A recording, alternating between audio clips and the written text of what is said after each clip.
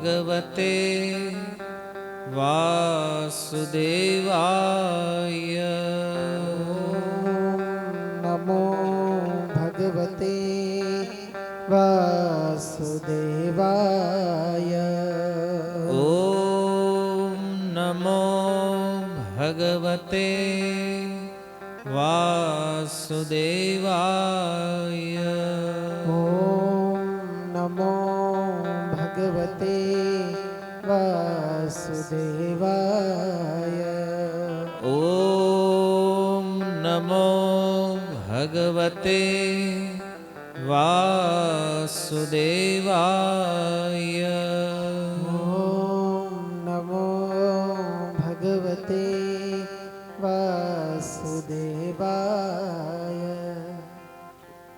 હરે કૃષ્ણ.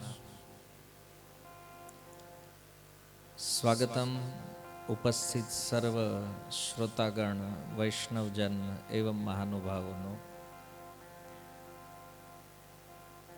સ્વર્ગસ્થ પલક કાતરોડિયા, જેની શબ્દરૂપી શ્રદ્ધાંજલિ, જેના નિમિત્ત આ સત્સંગમાં આપ સર્વનું હૃદયથી હાર્દિક સ્વાગત છે. શ્રીમદ ભાગવતના પ્રારંભમાં શ્રી સુત ગોસ્વામી કહે છે, જન્મ લાભ પરે પુંસામ અંતે નારાયણ સ્મૃતિ. મનુષ્ય જીવનનું લક્ષ્ય શું છે, ઉદ્દેશ્ય? આપણે બધા મનુષ્ય બન્યા છીએ તો એક વિશેષ ઉદ્દેશ્યને લઈ અને ભગવાને આપણી ઉપર કૃપા કરી છે, આપણને મનુષ્ય બનાવ્યા છે. શ્રી ગોસ્વામી તુલસીદાસજી કહે છે, કબહુક કરી કરુણા નર દેહી, દેત ઈશ બિનુ હેતુ સનેહી. ભગવાન જોવે છે કે આ જીવ અનેક અનેક પ્રકારના શરીરોમાં ભ્રમણ કરે છે. જલજા નવલક્ષાણી ઉપનિષદો કહે છે, 9 લાખ પ્રકારના શરીરો પાણીમાં રહેવા વાળા છે. માછલી છે, કાચબા છે, અન્ય સમુદ્રી જીવ છે. જલજા નવલક્ષાણી, 9 લાખ પ્રકારના શરીરો છે પાણીના. સ્થાવરે લક્ષ વિશંતિ, 20 લાખ પ્રકારની વનસ્પતિઓ છે. કૃમિ રુદ્ર સંખ્યક, 11 લાખ પ્રકારના જીવ જંતુઓ છે. કીડા મકોડા, બેક્ટેરિયા ઇત્યાદિ. 30 લાખ પશુ છે, 30 લક્ષાણી પશવ, અને 10 લાખ પક્ષીઓની યોનિ છે, અને ચતુર્લક્ષાણી માનવ, 4 લાખ પ્રકારના મનુષ્યો છે. તો આ બધાનો સરવાળો કરીએ તો 84 લાખ થાય. જે આપણે સાંભળ્યું છે, 84 લાખ યોનિઓમાં ભ્રમણ કર્યા પછી એકવાર મનુષ્ય જીવન મળે. તો ક્યારેક જળચર શરીરોમાં ગયા, ક્યારેક કૃમિ બન્યા, ક્યારેક વનસ્પતિમાં, ક્યારેક પશુઓમાં, ક્યારેક પક્ષીમાં. અનેક યોનિઓમાં ભ્રમણ કરતા કરતા અત્યારે મનુષ્ય બન્યા છે. અને આ મનુષ્ય જીવન મળ્યું છે ભગવાનની કૃપાથી. તો સ્વામીજી કહે છે કે આટલા આટલા શરીરોમાં જીવ ભ્રમણ કરે ને, ભગવાનને દયા આવે છે. કારણ કે ભગવાનનું એક નામ કરુણા સિંધુ છે. કરુણા સિંધુ, જેની કરુણા અનલિમિટેડ છે. કારણ કે જેની લિમિટ ન માપી શકાય ને, એના માટે સિંધુ શબ્દ પ્રયોગ થાય. તો ભગવાન માટે કીધું કરુણા સિંધુ, માને એની કરુણા જે છે એનો કોઈ પાર નથી, એની કોઈ લિમિટ નથી. ભગવાને જોયું અનેક અનેક યોનિઓમાં અનેક દુઃખ ભોગવ્યા છે. ક્યારેક પશુઓમાં, પક્ષીઓમાં, વનસ્પતિમાં. ભગવાનને થયું આને મનુષ્ય બનાવવું. કોઈ વ્યક્તિ એવું કહેતા હોય કે આપણે મનુષ્ય બન્યા એમાં કર્મ કારણભૂત છે. કર્મ તો છે, એ ખોટું નથી, પણ એ જીવને મનુષ્ય શરીર આપવું એમાં ભગવાનની કૃપાનો સૌથી મોટો રોલ છે. એટલે કહે છે કે એ જીવના દુઃખને જોઈને ભગવાનની કરુણા શક્તિ જાગે છે અને કહે છે કબહુક કરી કરુણા નર દેહી. ભગવાન કહે છે આને મનુષ્ય બનાવો. તો એક પ્રશ્ન થાય કે એ જીવને મનુષ્ય બનાવવામાં ભગવાનનો શું ફાયદો છે? ભગવાને તો આ મનુષ્ય દેહ આપણને આપ્યો, ભગવાનનો શું સ્વાર્થ છે આમાં? તો ગોસ્વામીજી કહે છે દેત ઈશ બિનુ હેતુ સની. કોઈ કારણ નથી. ભગવાન કોઈ જીવને મનુષ્ય બનાવે છે એ ભગવાનની અકારણ કૃપા છે. જો આ જગતમાં કોઈ વ્યક્તિ કોઈનું સારું કરે, કોઈને પ્રેમ કરે, તો એમાં એનો સ્વાર્થ હોય. પણ ભગવાન જીવને પ્રેમ કરે છે ને એમાં ભગવાનનો કોઈ સ્વાર્થ નથી. તો બીજા આવી અકારણ કૃપા કેમ? ભગવાન શા માટે આ કૃપા કરે છે આપણી ઉપર? તો એનો ઉત્તર ગીતામાં આપે છે. ભગવાન કહે છે મમેવ અંશ જીવ લોકે જીવભૂત સનાતન. હે અર્જુન, આ જીવ જે છે ને એ મારો સનાતન અંશ છે. ભગવાન અંશી છે, જીવ અંશ છે, અને એટલા માટે ભગવાન માને છે આ જીવ મારો છે, એટલે ભગવાન કૃપા કરે છે. દુર્ભાગ્ય એ છે ભગવાન આપણને પોતાના માને છે. એ કુરુક્ષેત્રમાં ભગવદ્ ગીતામાં ક્લિયર ભગવાને કીધું અર્જુન આ જેટલા જીવ છે ને જગતમાં એ બધા મારા છે. પણ જીવ નથી માનતો કે ભગવાન મારા છે. આ દુર્ભાગ્ય છે. ઘણીવાર ભગવાનની ચર્ચા હોય ત્યારે લોકોને લાગે હવે આ બધું અંધશ્રદ્ધા છે, કારણ કે આજે સાયન્સને માનવા વાળા લોકો વધારે છે. વિજ્ઞાન ઉપર વિશ્વાસ કરે છે, શાસ્ત્ર ઉપર નથી. અને આ સનાતન ધર્મનું દુર્ભાગ્ય કહી શકાય. બીજું શું છે? જો આ શાસ્ત્ર જે એક પરફેક્ટ સાયન્સ છે, આ શાસ્ત્ર જેનું જ્ઞાન પ્રમાણિત છે, છતાં એ જ્ઞાનને છોડીને અપડેટેડ જ્ઞાનમાં વધારે વિશ્વાસ થાય છે આપણને. 5000 વર્ષથી આ ભગવદ્ ગીતા સમાજની અંદર વિદ્યમાન છે. આજ સુધી ગીતાને અપડેટ કરવાની જરૂર નથી પડી. ત્યારે કીધું કે ભાઈ ગીતા હવે બહુ જૂની બુક થઈ ગઈ, તો આને થોડું અપડેટ વર્ઝન લાવો. નથી. આ જ્ઞાન હજારો વર્ષો પહેલા જે રીતે લાગુ થતું હતું, આજે પણ એ જ રીતે લાગુ થાય, અને ભવિષ્યમાં પણ આ જ્ઞાન એ જ રીતે લાગુ થશે. તો આ જ્ઞાનને અપડેટ નથી કરવું પડતું. એનું કારણ શું છે? કારણ કે એ પૂર્ણ છે. જે પૂર્ણ વસ્તુ હોય ને એમાં અપડેટ ન હોય. અપડેટ એમાં આવે જેમાં અપૂર્ણતા હોય. 5000 વર્ષ પહેલા બોલાયેલા એ શ્લોકો આજે પણ મનુષ્ય જીવન ઉપર એ જ રીતે લાગુ પડે છે. અને જ્યાં સુધી આ સૃષ્ટિ બનેલી રહેશે ત્યાં સુધી એ રીતે લાગુ પડે છે. છતાં આપણે એ શાસ્ત્રને માનતા નથી. પણ જે અપડેટેડ વર્ઝન જે આવે છે જ્ઞાનના, એની ઉપર આપણને વધારે વિશ્વાસ છે. પણ આ શાસ્ત્ર જે છે એ આપણને જીવનનો ઉદ્દેશ્ય બતાવે છે કે ભગવાને આટલી કૃપા કરી આપણને મનુષ્ય બનાવ્યા, તો આ જીવન કેવલ ખાવા પીવા ઊંઘવા માટે નથી. આ જીવન આત્મકલ્યાણ માટે મળ્યું છે. મનુષ્ય જીવન જે છે, બાકીની જે વસ્તુઓ છે એ બીજા બીજા શરીરોમાં અવેલેબલ છે. આહાર નિદ્રા ભય મૈથુનમ ચ સામાન્ય એતદ પશુવીર નરાણામ. ખાવું, ઊંઘવું, મૈથુન અને ભયથી રક્ષા, આ તો પશુઓ કરે છે અને મનુષ્ય કરે છે. અચ્છા, આપણે ખાઈએ છીએ તો પશુઓ ખાય છે ને? આપણે સૂઈએ છીએ, પશુઓ સૂવે છે. મૈથુન મનુષ્યને સંતાનો છે, પશુઓ નહીં છે.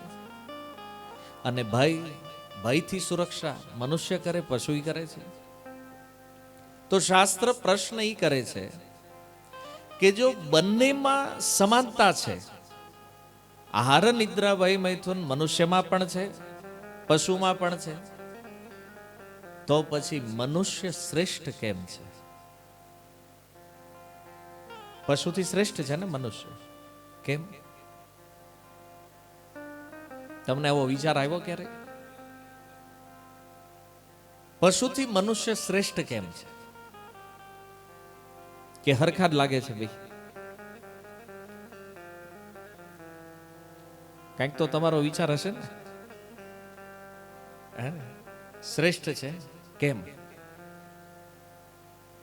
વિશેષ ધર્મ છે, વિશિષ્ટ ધર્મ. ધર્મ એક એવું ફીચર છે મનુષ્યમાં જે પશુમાં નથી. આ મનુષ્ય જિજ્ઞાસા કરી શકે, હું દુખી કેમ છું? મારે દુઃખ જોતું નથી, છતાં દુઃખ મારા જીવનમાં આવે છે કેમ? અચ્છા, કોઈ વ્યક્તિએ દુઃખ માટે ટ્રાય કરી છે ક્યારે?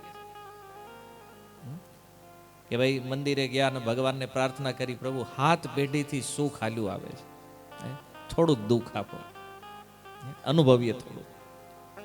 માગ્યું છે ક્યારે? આપણે નથી માંગતા. કેમ? હરેક વ્યક્તિ સુખ ચાહે છે,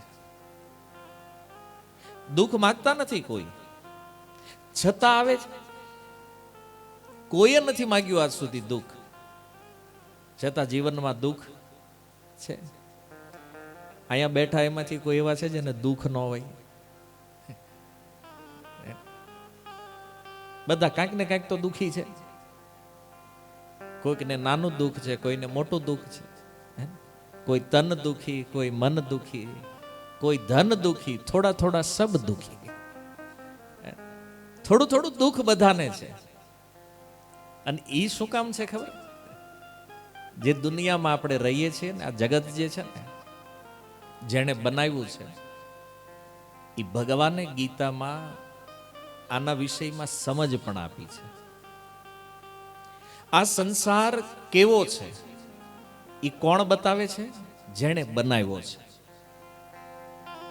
તો એ ભગવાન કહે છે, અર્જુન દુઃખાલયમ અશાશ્વતમ. આ સંસાર દુઃખાલય છે. દુઃખાલયનો અર્થ છે કે આ સંસાર જેનાથી બન્યો છે, એ મટીરિયલ જે છે ને, એ દુઃખ આપવાનું મટીરિયલ છે. તમે કહો ના અમે તો જલસા કરવી છે ક્યારેક ક્યારેક. વાત એ નથી, ક્યારેક ક્યારેક આપણે સુખ માની લઈએ છીએ. દુઃખની નિવૃત્તિને આપણે સુખ માનીએ છીએ. દુઃખ નથી તો એવું લાગે કે હું સુખી છું. હકીકત એ છે કે આ સંસારમાં સુખ છે નહીં. જેણે આ સંસાર બનાવ્યો એ સ્વયં કહી રહ્યા છે આ દુઃખાલય છે અને અશાશ્વત છે. અને થોડું સુખ મળી પણ ગયું, ટકતું નથી. દુઃખ કોઈ ચાહતું નથી, છતાં બધાને આવે છે. સુખ બધા ચાહે છે, છતાં આવતું નથી. અને જો મળી ગયું તો ટકતું નથી. આ જીવન મળ્યું છે. આપણો જન્મ જ્યારે થયો એ પહેલા આપણે નહોતા, અહીંયા નહોતા. અને એક સમય એવો આવશે જ્યારે આપણે નહીં હોઈએ પાછા. અચ્છા, કોઈ વ્યક્તિને આપણે પૂછીએ, તમે ક્યારે, ક્યાં, કયા સમયે, કેવી રીતે મરવા ચાહો છો? તો આનો ઉત્તર શું હોય? કે હું ક્યારેય, ક્યાંય, કોઈ જગ્યાએ, કોઈ સમયે મરવા ચાહતો નથી. આ મૃત્યુ જેને જે કોઈ નથી ચાહતું છતાં આવે છે. જન્મ, જો જ્ઞાનના જે 20 બિંદુ ગીતામાં ભગવાને બતાવ્યા છે, એમાં એક શ્લોક ભગવાન કહી રહ્યા છે, જન્મ મૃત્યુ જરા વ્યાધિ દુઃખ દોષાનું દર્શન. આપણી પાસે ઘર નથી, બિઝનેસ નથી, રોટી કપડા મકાન સીધી ભાષામાં ન હોવું એ દુઃખ નથી. અસલી દુઃખ છે જન્મ મૃત્યુ જરા વ્યાધિ. મૃત્યુ કોઈ ચાહતું નથી છતાં આવે છે. જન્મ તો એ જન્મ ઉપર રીતે આપણો કોઈ કંટ્રોલ. અચ્છા, આપણે નક્કી કર્યું હતું કે અમદાવાદમાં જન્મવાનું છે, આ સરનેમ મારી હોવી જોઈએ, આ સમાજ મારો હોવો જોઈએ. આ સિલેક્શન કોણે કર્યું છે? આપણું છે? નથી. સમજતા થયા ત્યારે ખબર પડી, આ પરિવાર છે, આ નામ છે, આ સમાજ છે, આ શહેર છે. અચ્છા, ત્રીજું દુઃખ જે ભગવાન કહે છે, જરા મતલબ વૃદ્ધ થવું. વ્યક્તિ જન્મ લે અને જન્મ લેતાની સાથે જ એનો બુઢાપો ચાલુ થઈ જાય.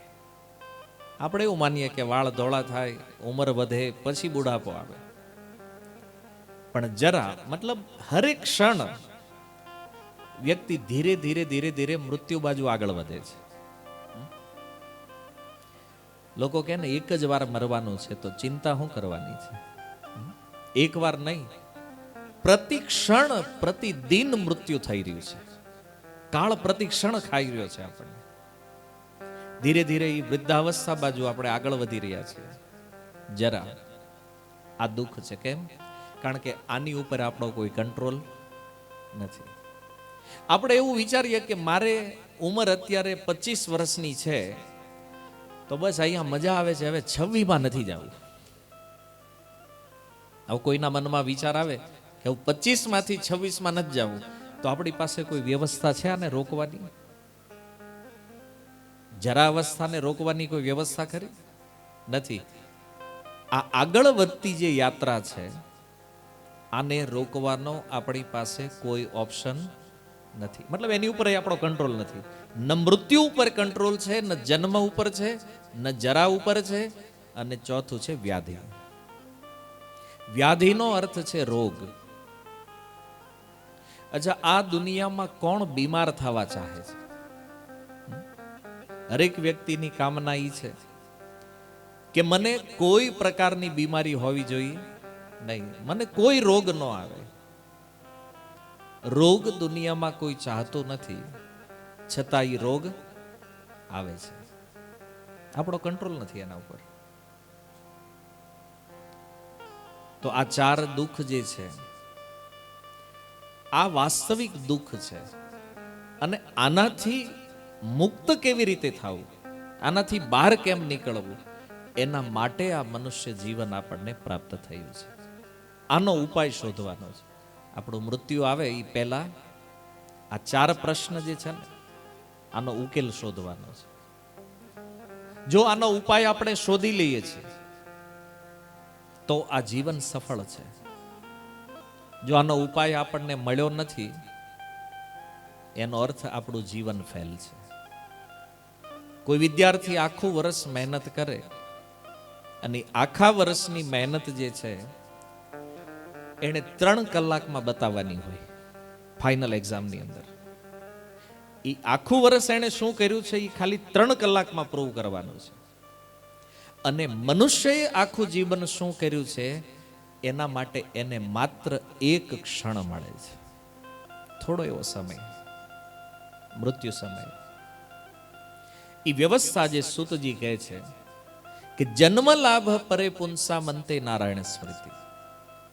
એ મૃત્યુના સમયે જો ભગવાનનું સ્મરણ થાય તો આપણે આ એક્ઝામમાં પાસ થયા છે, આપણું જીવન સફળ છે.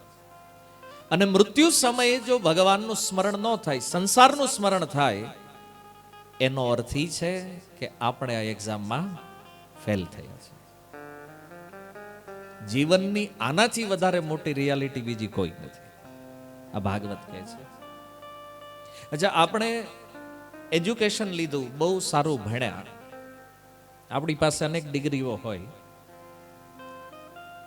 આપણું બેંક બેલેન્સ ઘણું સારું હોય, આપણી નામના બહુ મોટી હોય, સમાજની અંદર અમદાવાદ આખું આપણને ઓળખતું હોય, ભારત ઓળખતું હોય, આપણું સામર્થ્ય બહુ મોટું હોય. એક ફોન ગુમાવવાનો 100 માણસ હાજર થતા હોય, એક ફોન ગુમાવવાનો ગમે એ તકલીફમાંથી બહાર નીકળી જતા હોય. આવી બધી યોગ્યતાઓ આપણી પાસે હોય, પણ કાળ જ્યારે પકડે ને ત્યારે આમાંથી કોઈ વસ્તુ કામ લાગતી નથી. ન એજ્યુકેશન, ન ધન, ન આપણી યોગ્યતા, બધું શૂન્ય છે. જીવનની સફળતા એમાં છે કે અંતિમ સમયે ભગવાનનું સ્મરણ થાય. તો આને શ્રી સૂતજી કહે છે જન્મ લાભ. મનુષ્ય જીવનનો લાભ શું છે? અંતે નારાયણ સ્મૃતિ, ભગવાનનું સ્મરણ થવું જોઈએ. પણ હવે વાત એ છે કે સ્મરણ થાય કેમ? પહેલી વાત તો એ છે કે આપણે જાણતા નથી જવાનું ક્યારે છે, ડેટ આપણી પાસે છે નહીં. પરીક્ષિત મહારાજને સારું હતું કે એને 7 દિવસનો શ્રાપ હતો કે આજથી 7મા દિવસે નીકળવાનું. એટલે એ તો કન્ફર્મ થઈ ગયું કે ભાઈ 7 દિવસ પછી જવાનું. 7 દિવસની અંદર એને કોઈ કાંઈ કરી શકે નહીં. અને આપણી સ્થિતિ એ છે કે કાલે સવારે આંખ ખુલે કે નહીં આનો કોઈ ભરોસો, આની ગેરંટી નથી આપણી પાસે. છતાં આપણે કેટલી મોજથી જીવીએ છીએ કે નહીં વાંધો આવે, હજી તો હું ઘણું લાંબુ જીવવાનો છું. સૌથી મોટો ભ્રમ જે છે ને, સૌથી મોટું અજ્ઞાન જે છે એ આ છે. યક્ષે આ પ્રશ્ન કર્યો છે યુધિષ્ઠિર મહારાજને મહાભારતમાં. 100 પ્રશ્ન જે પૂછ્યા એમાં એક પ્રશ્ન એ હતો, કિમ આશ્ચર્યમ, હે યુધિષ્ઠિર મહારાજ બતાવો જગતમાં આશ્ચર્ય શું છે? તો એનો ઉત્તર આપતા યુધિષ્ઠિર મહારાજ કહે છે, અહની અહની ભૂતાની ગચ્છન્તિ યમાલયમ. આ સંસારમાં એક પછી એક જીવ યમાલય, યમરાજના દ્વારે જઈ રહ્યા છે. શેષા સ્થાવરમ ઈચ્છન્તિ, પાછળ જે બચ્યા છે શેષ, એ શું માને છે? હું જવાનો નથી. ઇતિ આશ્ચર્ય. આ સૌથી મોટું આશ્ચર્ય છે. કેટલા લોકો આપણા જે સ્વજનો છે ગયા, આપણે હાથે એને અગ્નિ આપ્યો છે આપણે, તો આપણા મનમાં હજી એ વિચાર નથી કે મારે જવાનું છે. આપણે તો એ જ વિચારીએ નહીં વાંધો આવે, હજી લાંબુ ક્યાંય લેવું. 70-80 તો જો આ જે સ્થાનમાં રહીએ છીએ ને આનું નામ મૃત્યુ લોક છે. એટલા માટે કે અહીંયા ગર્ભમાં પણ બાળક મરે, જન્મ લેતાની સાથે પણ મરે, 5 વર્ષની ઉંમરમાં પણ મૃત્યુ આવે, અને 20 વર્ષે થાય, અને ભાગ હોય તો 100 ખેંચે. પણ 100 વર્ષ પછી તે ભાગવત કહે છે અદ્યો વા શતાંતેવા, યા તો આજ મૃત્યુ પ્રાપ્ત થાય કે 100 વર્ષ પછી જવું તો પડે છે. કેમ? કારણ કે આપણે આવ્યા છીએ. અમે આવ્યા સુરતથી તો જવું પડશે ને પાછું. તમે આવ્યા ઘરેથી તો જવું પડશે ને પાછું. તો જે આવે છે એ જાય છે. કોઈ વ્યક્તિ પૂછે કે મરવાનું હું કામ ભાઈ? આપણે અહીં રહીનો એક બી પરમેનન્ટ, તો એવી વ્યવસ્થા નથી. એનું કારણ છે આવ્યા છીએ આપણે એટલે જવાનું છે. પરમેનન્ટ નથી, આપણે ટેમ્પરરી છીએ. છતાં જીવન એવી રીતે જીવીએ છીએ પરમેનન્ટ છીએ. યુધિષ્ઠિર મહારાજ આ કહે ઇતિ આશ્ચર્ય. આ સૌથી મોટું આશ્ચર્ય છે. જો આ સંસારમાં ભગવાનનું સ્મરણ કોણ કરીએ કે છે જે પોતાના મૃત્યુને યાદ કરે ને, મૃત્યુ જેને સ્મરણમાં રહે ને એને ભગવાનનું સ્મરણ થાય, નહીતર ભૂલી જાય. સ્મશાન વૈરાગ્ય આપણને ખબર છે. કોઈની સ્મશાન યાત્રામાં ગયા હોય, ચિતા ઉપર એ શરીરોને બળતા જોઈ ત્યારે એમ થાય કે જીવનનું સત્ય આ છે. તો હવે આ બધી માથાકૂટ હું કામ આપણે કરીએ છીએ યાર, હે ને? છેલ્લે હાથ થવાનું છે. વળી સ્મશાનમાંથી બહાર નીકળે, પાછા જ્યાં હતા નન્યા ધંધે. હે ને? ચાણક્ય પંડિત આને સ્મશાન વૈરાગ્ય કહે છે. સ્મશાનમાં તમે જોજો ક્યારેક એક ઓબ્ઝર્વ કરજો, કોઈની સ્મશાન યાત્રામાં જાવ ને અને લોકો ત્યાંથી ચર્ચા કરતા હોય, આપણને એમ થાય કે આનાથી મોટા જ્ઞાની, આનાથી મોટા પંડિત, આનાથી મોટા વૈરાગી દુનિયામાં કોઈ છે જ નહીં. હે? આપણને એવું લાગતું કે આ આવે છે ને ભજન સિવાય બીજું કાંઈ નહીં કરે. પણ વળી પાછા બહાર નીકળે પેલા ફાળિયા લઈને ગયા ને એ કોકને આપી દે, ભાઈ આ તું ઘરે લેતો જાય ને હું સીધો ઓફિસ જાઉં. કેમ ભાઈ ફોન આવ્યો ત્યાં જવું પડશે પેલા. હે? સ્મશાનના ગેટની બહાર નીકળે ને તો બધો વૈરાગ્ય જ્ઞાન જે છે એ બધું શેષ થઈ જાય. ટકી જાય તો કામ થઈ જાય જીવનમાં. આવું આવું જ્ઞાન થાય છે બધાને. ગરુડ પુરાણમાં એક શ્લોક છે કે 4 જગ્યાએ માણસને વિચાર સારો આવે. પહેલું કે છે ગર્ભે. જીવ જ્યારે ગર્ભમાં આવે ને, 7 મહિના જ્યારે થાય, કપિલ ભગવાન કહે છે ભાગવતમાં, એ જીવને જ્ઞાન પ્રાપ્ત થાય. ગર્ભનું જે કષ્ટ છે, આપણે તો અહીંયા કોઈ બાળક જન્મે તો હેપી બર્થડે ટુ યુ કરતા હોય, પણ ગર્ભનું કષ્ટ શું છે જાણો છો? ગરુડ પુરાણ કહે છે જે નરક લોક છે, હવે આ નરકનો એક અલગ કોન્સેપ્ટ છે. ઘણાને નરકનું નામ મળે એવું કાંઈ હોય નહીં કે હે ને? આ સ્વર્ગ ને નરક ને આ બધું કોણે જોયું છે? ગયા એ કોઈ કહેવા આવ્યા નથી, કોઈના મેસેજ નથી, કોઈના ઈમેલ નથી. હવે આપણે માનીએ કે ન માનીએ, એમાં ભગવાનની જે વ્યવસ્થા છે એમાં તો કઈ બદલાવ થવાનો માનવું તો પડે. કારણ કે શાસ્ત્ર કહે છે, જેણે આ જગત બનાવ્યું એ કહે છે વ્યવસ્થા છે, છતાં કહીને હું નથી માનતો તો ન માનો, મૃત્યુ પછી જોઈ લેજો છે કે નથી, કન્ફર્મેશન થઈ જાય. તો એ નરક લોકમાં જે દુઃખ છે એનાથી 100 ગણું દુઃખ જીવ માતાના ગર્ભમાં અનુભવ કરે છે. આપણે એવું માનતા હોય ને કે મૃત્યુનું દુઃખ વધારે છે. સૌથી મોટું દુઃખ જન્મનું છે. એટલે આ વાત જ્યારે ગીતામાં બોલ્યા ને ભગવાન, તો કીધું જન્મ મૃત્યુ જરા વ્યાધિ. ભગવાને પહેલું જન્મને લીધું છે. કેમ? મૃત્યુથી અનેક ગણું વધારે દુઃખ જીવ ગર્ભમાં અનુભવ કરે છે. અને એમાંથી કોઈ કોઈ જ્ઞાની જીવ, કોઈ ભગવત ભક્ત, એને આ જ્ઞાન થાય 7મા મહિને. આની ઉપર આચાર્યોએ બહુ સુંદર ભાવ આપ્યો છે. બધા જીવને ગર્ભમાં જ્ઞાન થાય એવું જરૂરી નથી. ભલે જીવની પ્રાર્થના કપિલ ભગવાને કીધી, પણ એવું નથી કે બધા જ જીવને આ વસ્તુનો અનુભવ થાય છે. દુઃખ કોમન છે બધા જીવ માટે, પણ ભગવાનની પ્રાર્થના કરવાનો અવસર કોઈક કોઈક જીવને મળે છે. અને એની વાત ભગવાન કપિલ કહે છે. એ જ્ઞાન જ્યારે આવે ને તો એ જીવ પ્રાર્થના કરે છે ભગવાનને, પ્રભુ એક વાર અહીંથી મને બહાર કાઢો. ભગવાન કે હું તને બહાર મોકલીશ, નો ડાઉટ, પણ કરીશ શું જઈને?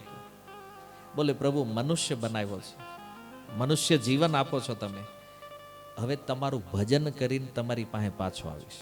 ફરીથી આ ગર્ભમાં આવવું નથી, ફરીથી આ દુઃખ, ફરીથી આ યાતનાઓ નથી જોતી. પ્રભુ એકવાર કૃપા કરો. ભગવાનનું નામ કરુણા સિંધુ એટલે પડ્યું છે. કરુણા કરે છે, જીવની પ્રાર્થના સાંભળીને ભગવાન પ્રસન્ન થાય છે.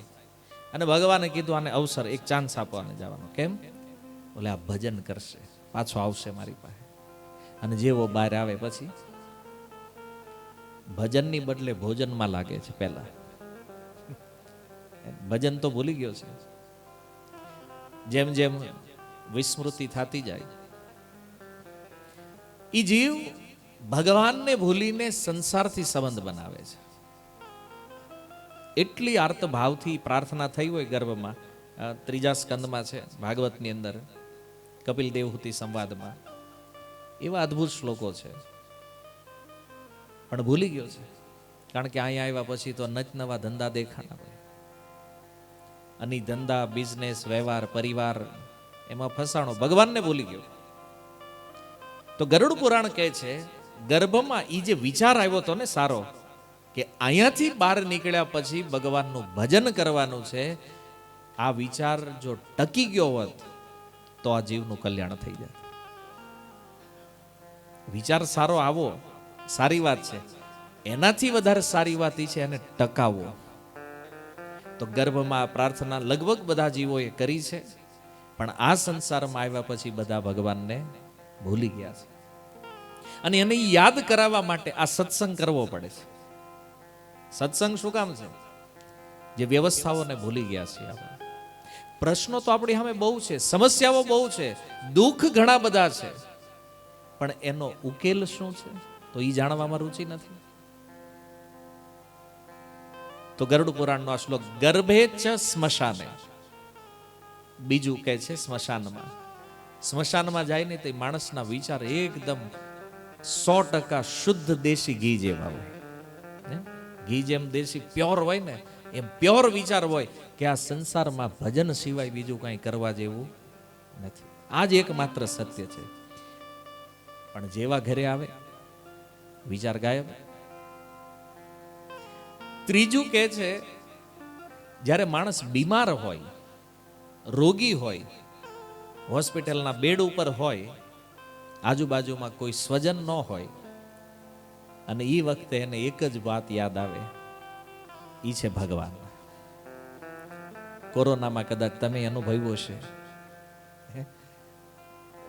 બેડ ઉપર હોય અને ડોક્ટર કહી દે કે ભાઈ ફેમિલીને કોઈને આવવા નહીં દેવામાં આવે, કેમ તમે કોવિડ પોઝિટિવ છો. અને આપણે એકલા બેડ ઉપર સૂતા હોય ને રાતે ઊંઘ ન આવે, વિચાર શું આવતા હોય? આ તો અનુભવાયેલું હશે ને, ક્યારેક બીમાર થયા હોય ત્યારે. બીમાર જ્યારે થાય ને તો મનમાંથી તમે જોજો ખરાબ વિચાર વયા જાય બધા. રોગ જ્યારે હોય ને ત્યારે એક કઈ મોળો વિચાર ન હોય મનમાં, બધું આમ સારું જ દેખાય, એમ થાય ભજન જ કરવા જેવું છે, બીજું કાંઈ નહીં. અને વળી પાછા હારા થાય તો પાછા હતા નન્યા. આ ત્રીજું સ્થાન છે જ્યાં વિચાર સારો આપે. અને ચોથો વિચાર કે છે કથામાં. આ સત્સંગમાં તમે બેઠા છો, ઘણાને મનમાં થતું હશે યાર ભજન કરાયો, પણ કાલે સવારથી પાછા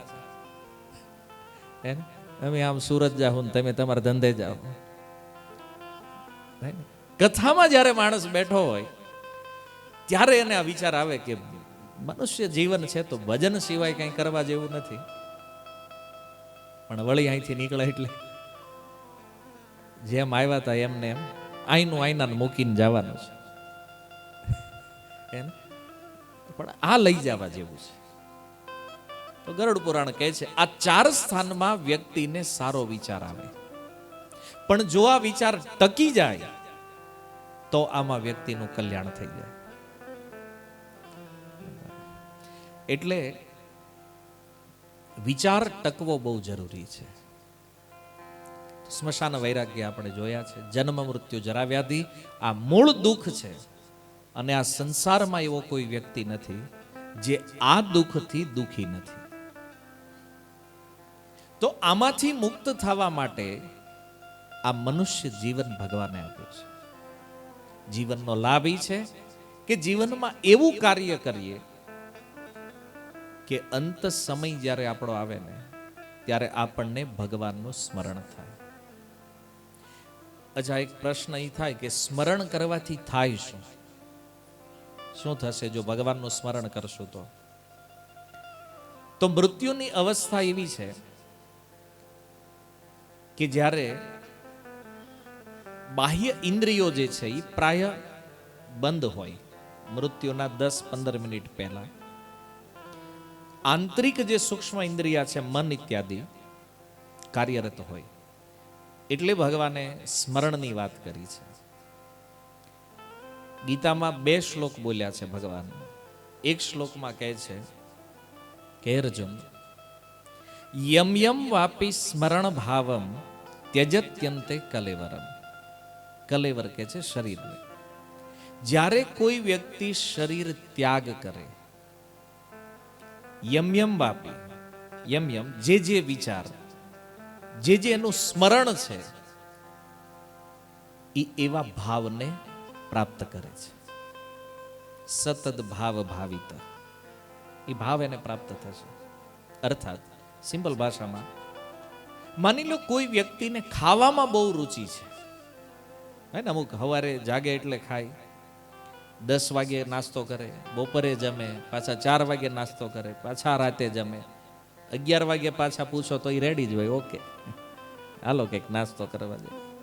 તો આ દે, કારણ કે એનો ફોકસ જ ખાવામાં છે.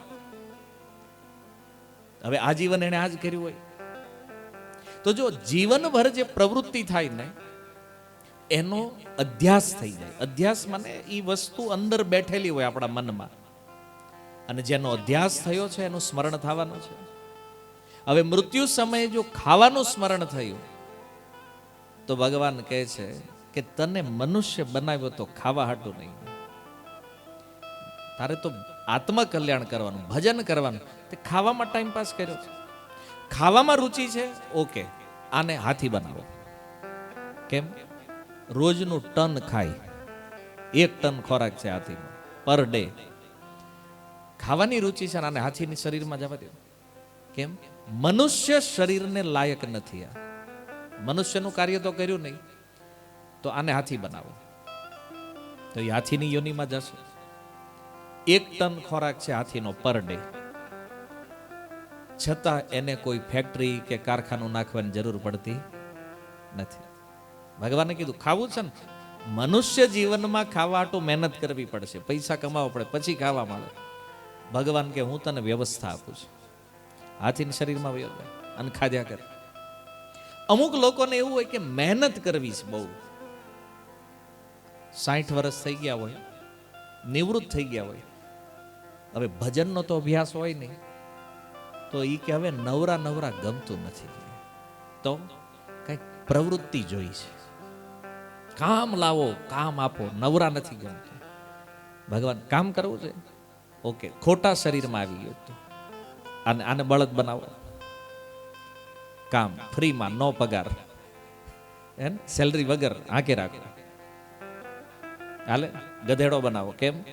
પગાર નહીં, કામ પૂરેપૂરું. કામનો અધ્યાસ થયો છે ને. કોઈને નાવાનું બહુ ગમે, જ્યારે હોય તે સ્વિમિંગ પુલ ગોતતા હોય, વોટર પાર્ક ગોતતા હોય. ભગવાન ખોટા શરીરમાં છો ભાઈ, તું આને માછલી બનાવો. તમને એવો વિચાર આવે ને કે આટલા બધા શરીરો ભગવાને બનાવ્યા, 84 લાખ, તો આમાં રાઉન્ડ ફિગર 80 નો રાખ્યો, અથવા 90 પૂરા નો કર્યા, 1 કરોડ નો કર્યા પૂરા, 84 લાખ કેમ રાખ્યા? આવો વિચાર થયો તમને ક્યારે? 84 લાખ કેમ? તો એનો ઉત્તર આ છે ગીતામાં, યમ યમ વાપી સ્મરણ ભાવ. જે ભાવ મને જે ઈચ્છાઓ જીવને થાય એ 84 લાખ પ્રકારની ઈચ્છાઓ છે, અને એમાંથી કોઈ એક ઈચ્છા કરીને જીવ શરીર છોડે એ ભાવને પ્રાપ્ત થઈ જાય. અને આનું એક પ્રમાણ શ્રીમદ ભાગવતના 5મ સ્કંદમાં છે. ભગવાનના એક શક્તિઆવેશ અવતાર છે ઋષભદેવ,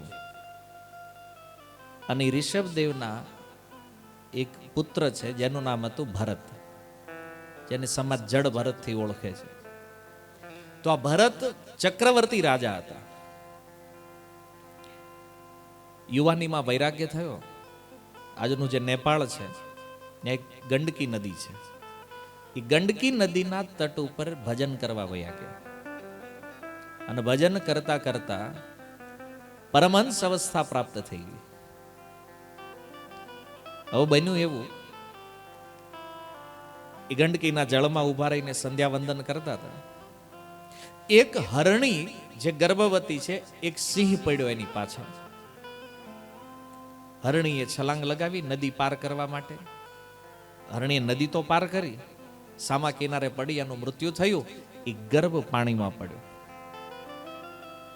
સાધુ હૃદય છે, બચ્ચું પાણીમાં પડેલું, હૃદયમાં દયા આવી એને, જો કે આ પાણીમાં રહે છે તો આનું મૃત્યુ થાય, આને બચાવી લો. તો બચ્ચાને કાંઠે લઈને આવ્યા, એ બાળકને કાંઠે મૂક્યું.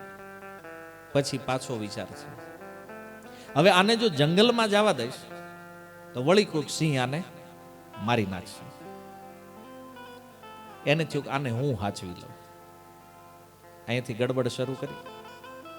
કારણ કે આ સંસારમાં કોણ જીવશે અને કોણ જાશે આનો નિર્ણય કેવલ ભગવાનના હાથમાં છે. તો સ્વામીજી કહે છે જન્મ મરણ સબ વિધિ કે હાથ. આપણે આખો સમાજ મળીને કોઈને બચાવવાનો પ્રયાસ કરીએ, પણ ભગવાન જો ચાહે છે કે આને નથી રહેવાનું તો આપણે કાંઈ કરી શકીએ નહીં. અને આખી દુનિયા મળીને કોઈને મારવા ચાહે, જો ભગવાન ચાહે છે કે આને નથી મરવાનું એને કોઈ મારી શકે નહીં. આપણે આખી જિંદગી એમાં કાઢી નાખવી, ઓળખાણ વધારો. કેમ?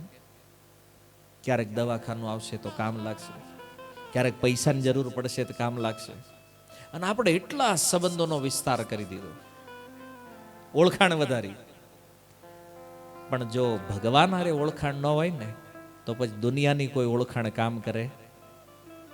તમે મોદીજીને ઓળખતા હોય અને તમારા ઘરે કોઈ હોય બેડ ઉપર જવાની તૈયારી, મોદીજીને કહો કે આને બચાવી દો ને. કેમ? તમે ભારતના વડાપ્રધાન છો, બચાવીએ કે? ત્યાં મોદીજીની ઓળખાણ કામ ન લાગે. હા, પણ મૃત્યુશૈયા ઉપર પડ્યા હોય અને દ્વારિકા વાળાની ઓળખાણ હોય ને પૂરેપૂરી કામ લાગે. એ ઓળખાણ કામ કરે, એની ઓળખાણ જરૂરી છે. અને ઓળખાણ એટલે કામ લાગે છે કારણ કે કોઈ વ્યક્તિનું મૃત્યુ થાય તેને લેવા કોણ આવે? યમરાજ. યમરાજ આવે છે ને. અને યમરાજ કોણ છે? યમરાજ કોણ છે જાણો? કૃષ્ણના સાળા છે. ભગવાનની પત્ની છે ને યમુનાજી, અને યમુનાજી અને યમરાજ બે ભાઈ બેન હગા, એટલે યમરાજ ભગવાનના હાળા થયા ને. ઓકે, હવે બેનના ઘરવાળાની વાત હાળા માને કે ન માને? હું કહો તમે એમ? એટલે કળિયુગ માટે ભાગવતમાં એક વિષય લખ્યો છે. સુતજી કહે છે શાલકો બુદ્ધિદાયક. કળિયુગમાં લોકો સલાહ શાળાની લે. ભાગવત મહાત્મા અહીંયા કહે છે સુતજી, તમે જો ગમે એ હોય તો ભાઈને પૂછે એને પહેલા હાળાને પહેલા પૂછે કેમ કરવા જેવું. અને મેં આની ઉપર વિચાર કર્યો, ભાઈ સુતજીએ કીધું છે આમાં કાંઈક તો તથ્ય હશે. તો વાત તો સાચી છે, સલાહ શાળાની જ લેવાય. હું એગ્રી છું એમ. સલાહ હંમેશા શાળાની જ લેવાય, પણ કોના? અર્જુનના જે શાળા છે એની, દ્વારિકા વાળા. કારણ કે કૃષ્ણ કોઈના શાળા છે ને. સુભદ્રાના વિવાહ કોની હારે થયા? અર્જુન હારે. તો કૃષ્ણ અર્જુનના શાળા થયા કે નહીં? તો અર્જુનના શાળાની સલાહ લેવાય, બીજા કોઈ શાળા સલાહ લેવા લાયક નથી. જો આ મૃત્યુથી બચવું હોય તો આની હારે ઓળખાણ હોવી જોઈએ. અર્જુનના શાળા હારે જો ઓળખાણ હોય તો પછી યમરાજ કાંઈ નહીં કરે. કેમ? કારણ કે એના હાળા છે. અને યમરાજનો ડર તો લાગે જ છે બધાને, લાગે છે કે નહીં? તો એની હારે જો કનેક્શન બની જાય તો આપણી મુક્તિનો ચાન્સ છે. તો યમ યમ વાપી સ્મરણ ભાવમ, આ ભાવનું જે સ્મરણ છે. તો વાત એ હતી ઓળખાણની. તો ઓળખાણ રાખવી જોઈએ દ્વારિકા વાળા હારે. કામ તો એનાથી બનવાનું છે. તો ભરત મહારાજ એના મનમાં એ ભાવ થયો કે આજે આને હું બચાવીશ તો આ નહીં મરે. એ ભૂલી ગયા કે આ જંગલમાં હજારો લાખો હરણ છે, આની રક્ષા કોણ કરે છે? એવું નહોતું, એક જ હરણ હતું. એમાં જગતમાં ઓળખાણોના બળે આપણે કોઈને બચાવી નથી શકતા, કે ઓળખાણના બળે કોઈને મારી પણ શકતા નથી. અધિકાર કેવલ ભગવાનનો છે. પણ આમને થોડું ઊંધું જ્ઞાન થયું ત્યારે બચ્ચાને લઈને આવ્યા આશ્રમમાં. હવે એ બાળકમાં એની વૃત્તિ લાગી ગઈ. પછી તો માળા બંધ, ભગવાનનું ભજન બંધ, મંગળ આરતી બંધ, આ બધું સ્ટોપ. રાત દિવસ હરણનું ચિંતન કરવા લાગી ગયા. અને ચિંતન કેવું થયું છે ખબર? ભાગવત શ્રી સુખદેવજી કહે છે, એ હરણના પગલા પૃથ્વી ઉપર જોવે ને, હરણ હોય નહીં, ચંદ્રમાના ઈ પ્રકાશમાં ઈ હરણના પગલા જોવે તો ભરત મહારાજ વિચાર કરે કે આ પૃથ્વી કેટલી ભાગ્યશાળી છે કે આ હરણના પગલા એની ઉપર પડ્યા છે. એમ? ક્યાં પૃથ્વીનો ચક્રવર્તી રાજા આ બધું મૂકીને ભજન કરવા ગયા અને હરણમાં હલવાણા. આપણે કહેવત છે ને, આસમાન સે ટપકા ખજૂર મેં અટકા. બધું છોડીને, આખી પૃથ્વીનું રાજ્ય છોડીને જે ભજન કરવા ગયા છે, હરણમાં હલવાણા. આટલો મોટો ત્યાગ જેણે કર્યો. આપણે એવું થાય છે ને દુનિયામાં જોઈ સાધુઓમાં, એમ ઘર છોડ્યું, પરિવાર છોડ્યું, માતા પિતા છોડ્યા, બધા સંબંધ છોડી દીધા, પછી વહીવટમાં હલવાડા. એમ 2 BHK 3 BHK ના વહીવટ કરતા હોય, ઘરે હોય તો ત્યાં પછી 40-50 રૂમના આશ્રમના કરવાના ચાલુ કરે, મૂળ કરે વહીવટ. હલવાણા એમ કાં તો પછી સાધુ થઈ જાય તો કે હવે એપલ મોબાઈલ વગેરે તો નહીં હાલે ભાઈ. કેમ? તો કે બધું છોડી દીધું, ઘર છોડ્યું, બિઝનેસ છોડ્યો, પરિવારને મોબાઈલમાં હલવાડો. ગયો કામમાંથી. આને થયું આ હરણમાં આવ્યા. એના મૃત્યુનો જ્યારે સમય આવ્યો, ઘટના ઈ બની કે હરણ નહોતું. હવે હરણનું સ્મરણ માંડ્યું થવા, ક્યાં ગયું હશે, શું કરતું હશે, કોઈએ મારી નહીં નાખ્યું હોય. અને હરણનું સ્મરણ કરતા કરતા દેહનો ત્યાગ થઈ ગયો, શરીર છૂટી ગયું. ગીતાનો આ જે શ્લોક છે, યમ યમ વાપી સ્મરણ ભાવમ ત્યજત્યંતે કલેવરમ, જે ભાવથી શરીર છોડ્યું છે ને એ ભાવને પ્રાપ્ત થશે. પૃથ્વીનો ચક્રવર્તી રાજા બીજા જન્મમાં સીધા હરણના શરીરમાં વહી ગયા. વિચારો, જે રાજા છે બીજા જન્મમાં સીધા જ હરણ. અને આપણે હજી એમ વિચારીએ મારું કાંઈ નહીં થાય. આવા મોટા રાજા હોય જો હરણના શરીરમાં વ્યા જતા હોય તો આપણી શું વેલ્યુ છે વિચાર. આપણે એકાદ 2 પ્લોટ થોડી એવી જમીનના માલિક છીએ. આખી પૃથ્વી જેના નામે છે, બીજો જન્મ હરણનો થયો છે. કહેવાનો અર્થ એ છે, મૃત્યુ સમયે જે ભાવનું સ્મરણ થશે ને એ ભાવ બીજા જીવનમાં પ્રાપ્ત થઈ જવાનો છે. અચ્છા, બીજો શ્લોક ભગવાન કહે છે કે અંતકાલે ચ મામેવ સ્મરણ મુક્તવા કલેવર. હે અર્જુન, કોઈ મૃત્યુ સમયે જો મારું સ્મરણ કરે તો એ મને પ્રાપ્ત કરે છે. તો 2 અવસ્થા ભગવાને બતાવી. જો સંસારના વિષયોનું સ્મરણ કરશો તો એને પામશો.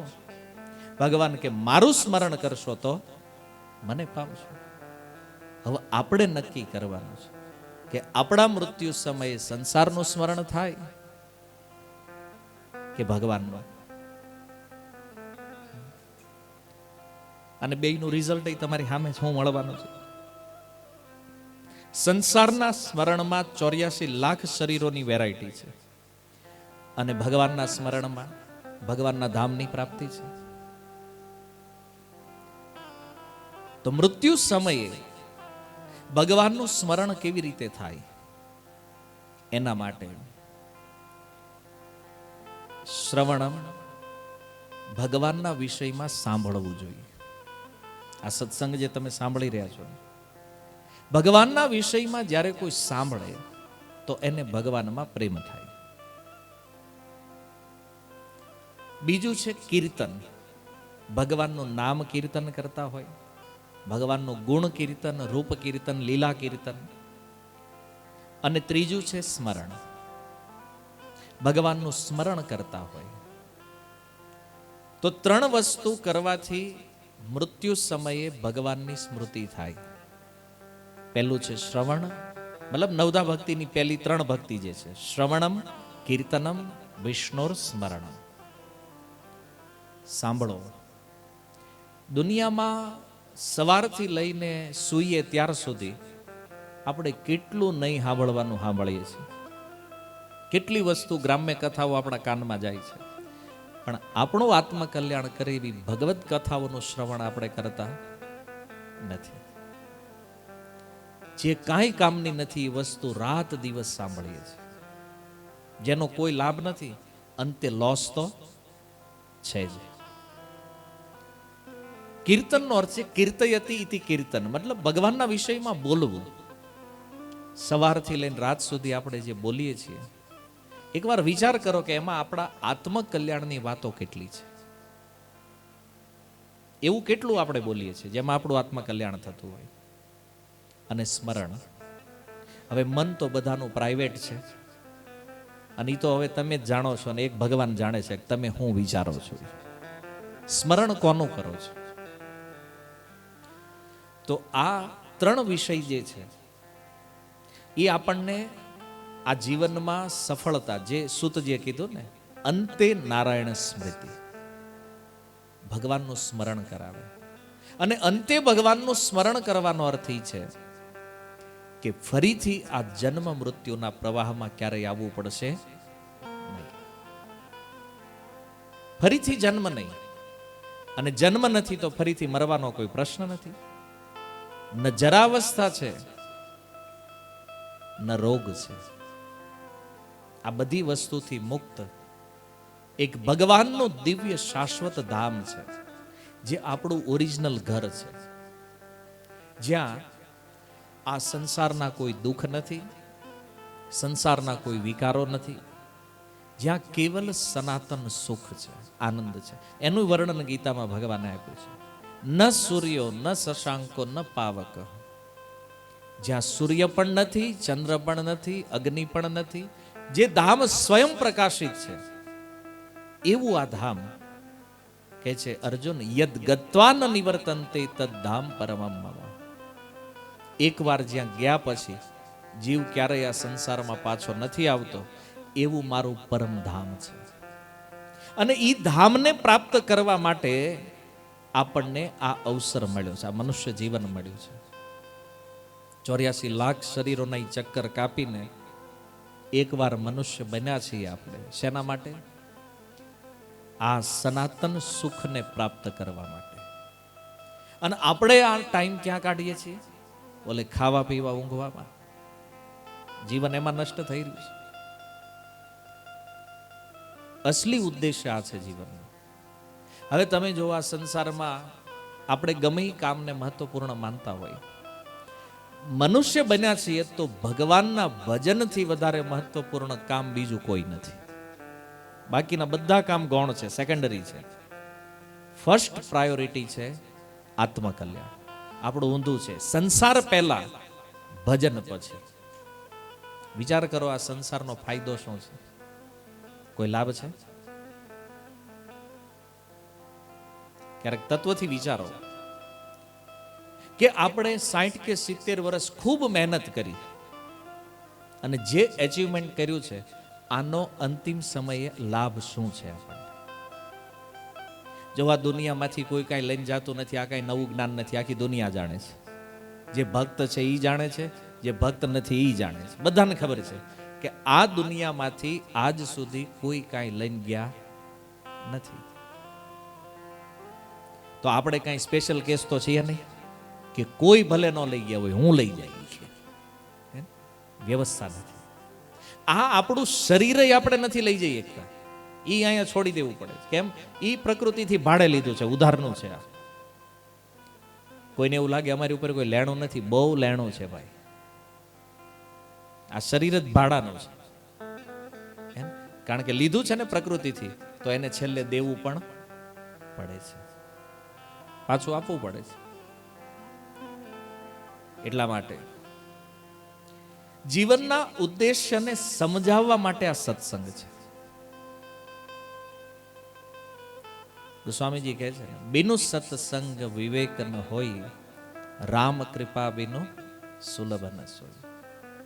સત્સંગ વગેરે વિવેક નહીં આવે. પૂજ્ય પાંડુરંગ દાદા એક બહુ સુંદર ગીત લખ્યું છે, આ જિંદગીના ચોપડામાં સરવાળો માંડજો. આપણે હિસાબના તો પાકા ને, વેપારી તો છીએ જ. તો આ હિસાબ કરો કે આપણે આટલા વર્ષો જે ગુમાવ્યા જીવનના, એનો મને શું લાભ મળવાનો છે અને મેં ભજન નહીં કરીને જે સમય ગુમાવ્યો છે એનો મને શું લોસ થવાનો છે. આ વિચાર યદિ આપણે કરીએ તો મને એવું લાગે છે કે આપણે બધા લગભગ લોસમાં હશું. કેમ? કારણ કે અત્યાર સુધી જે કાર્યોમાં સમય આપ્યો એ તો બધા શરીરના સુખ માટે છે, શરીર માટે આપ્યો છે. આત્મકલ્યાણના કાર્યો કેટલા થયા છે? હવે ખાતું નોખું પાડો થોડું. શરીર માટે જે કામ કર્યા, જે સમય આપ્યો છે, અને આત્મકલ્યાણ માટે જે કાર્ય કર્યું, જે સમય આપ્યો છે, તો લગભગ આત્મકલ્યાણનું બેલેન્સ જે છે ને માઇનસમાં હશે. કેમ? મોટા ભાગે જિંદગી એટલે જીવ્યા છીએ બીજાને સારું લાગે એટલે, બીજાને કેવું લાગે છે, આપણી પ્રાયોરિટી. અરે આપણી બુદ્ધિ બીજા માટે કેટલી કામ કરે છે ખબર? કપડાય પહેરવીને તોય બીજાને કેવા લાગશે. એમ આપણા કપડાય આપણે આપણી મરજીથી નથી પહેરતા, ખબર છે? ઈ કોકની હાટું હું આવું પહેરીને જઈશ તો કેવું લાગશે, ઓલું પહેરીને જઈશ તો કેવું લાગશે. કપડાય આપણી ઈચ્છાથી નથી પહેરતા આપણે.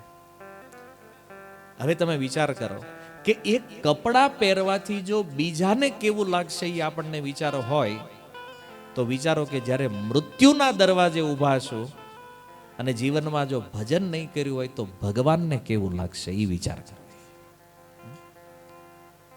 ભગવાન આપણા વિષયમાં શું વિચારશે કે આને અવસર તો આપ્યો તો, અને આમે જ્યારે મૃત્યુ આવે ને તો એકવાર આખી લાઈફ રિવાઇન્ડ થાય આપણી સામે, યાદ આવે બધું. શું આપણે ક્યાં ક્યાં ટાઈમ પાસ કર્યો છે ને આ ત્યારે તો યાદ આવે જ. કેમ? કારણ ઓલા સામે યમરાજના દૂત જ્યારે દેખાય ને ત્યારે વિચાર આવે કે કાતરોડિયા પરિવારે આમંત્રણ તો આપ્યું હતું સત્સંગમાં, વરસાદનું બાનું કરીને આપણે ગયા નહોતા. ગયા હોત તો સારું હતું, 2-5 નામ ભગવાનના લેવા જ તો. આ યાદ આવે ત્યારે કે જીવનમાં બહુ અવસર મળ્યા હતા આત્મકલ્યાણના, અને ત્યારે આપણે શું કર્યું? ત્યારે આપણે લોસ. જે કામ નહોતા કરવાના, જે કામને પ્રાયોરિટી નહોતી આપવાની, એવા કામ કર્યા છે. એ બધા કામ યાદ આવે. સત્સંગ છોડીને રાતે આપણે ગયા હતા ફેક્ટરી, શું કામ હતું ત્યાં ન ગયો હોત તો. પણ હવે મૃત્યુનો સમય એવો છે કે ત્યારે આપણા હાથમાં કાંઈ હોતું નથી. આપણે ખાલી વિચારી એકવી અફસોસ કરી શકીએ, કારણ કે જ્યારે આ ભજન કરવાનો સમય હતો એ તો બધું ખાવા પીવા ઊંઘવામાં નીકળી ગયું, અને મૃત્યુ સમય થાય કે મેં કેટલો ખોટો ટાઈમ વેસ્ટ કર્યો છે. યમદૂતો કહે છે તો હવે શું કરવું છે? બોલે એક ચાન્સ આપો, એક અવસર, અમે કંઈક સુધારો મારા જીવનને. યમદૂતો કહે છે હવે આગલી વખતે વાત. કેમ? આ ટાઈમે અવસર તો હતો જ ને, આખું જીવન મળ્યું હતું તમને, અને તમે એનું કર્યું શું? ટાઈમ પાસ કરી નાખ્યું. આ તો ઓલા જેવું છે, 1,12,000 કર્યા છે. ભગવાને મનુષ્ય જીવન આપ્યું જે દુર્લભ છે. જો શાસ્ત્રોમાં આ મનુષ્ય શરીર જે છે ને એને દુર્લભ કીધું છે. પ્રહલાદ મહારાજના શ્લોકમાં જો દુર્લભમ માનુષમ જન્મ, એકાદશ સ્કંદમાં ઉદ્ધવજીને સ્વયં ભગવાન કહે છે, ઉદ્ધવ આ મનુષ્ય જીવન દુર્લભ છે. ભગવાન રામ પોતાની પ્રજાને ઉપદેશ આપતા રામાયણમાં કહે છે માનવ જીવન દુર્લભ છે.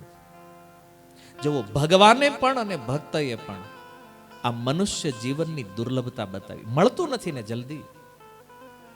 પહેલા જ આપણે સાંભળ્યું કેટલા કેટલા શરીરો પાર કરીને આવે ને ત્યારે એકવાર અવસર મળે. 84 લાખનો રાઉન્ડ લાગે, એકવાર મનુષ્ય બને, અને એને જો આમ કોઈ વેડફી નાખે કેટલું દુર્ભાગ્ય છે. દુર્લભ એટલે કે છે, તમે વિચાર કરો, એક વૃક્ષ હોય 3 પેઢીથી ઊભું હોય, 3-4 પેઢી વહી ગઈ હોય તો કમસે કમ 100 વર્ષ તો થયા છે ને એક વૃક્ષના. આપણે ક્યાંક કૂવાની અંદર કોઈ કાચબો જોવો તમે, કાચબો છે ને મિનિમમ 500 વર્ષ જીવે. સમુદ્રના કાચબા હોય ને મોટા, 1000 વર્ષનું આયુષ્ય હોય. એક શરીરમાં 1000 વર્ષ. વૃક્ષ બની ગયા તો એક શરીરમાં 100 વર્ષ, 200 વર્ષ. આવી રીતે 84 લાખ શરીરોના આયુ ગણો ને, મિનિમમ એજ કેલ્ક્યુલેશન કરો ને તો કેટલી થાય ખબર? એક રાઉન્ડમાં એબાઉટ 2.25 કરોડ વર્ષ લાગે આ પૃથ્વી. મનુષ્ય બનવાનો ચાન્સ મળે છે. અને એ મનુષ્યમાં પણ માની લો અમેરિકામાં કોઈ ક્રિશ્ચિયન પરિવારમાં જન્મ્યા તો આટો ફેલ. માની લો કોઈ મુસ્લિમ પરિવારમાં જન્મ્યા તો ફેલ જીવન. અચ્છા, મનુષ્ય બનવામાં પણ શ્રેષ્ઠતા શું છે? તો ગીતામાં 7મા અધ્યાયનો 3જો શ્લોક ભગવાન કહે છે, મનુષ્યાણામ સહસ્ત્રેષુ કશ્ચિત યતતિ સિદ્ધે. હે અર્જુન, જે મનુષ્યોની કેટેગરી છે ને, એમાંય કોઈ એક વ્યક્તિ સિદ્ધિને પ્રાપ્ત કરે છે.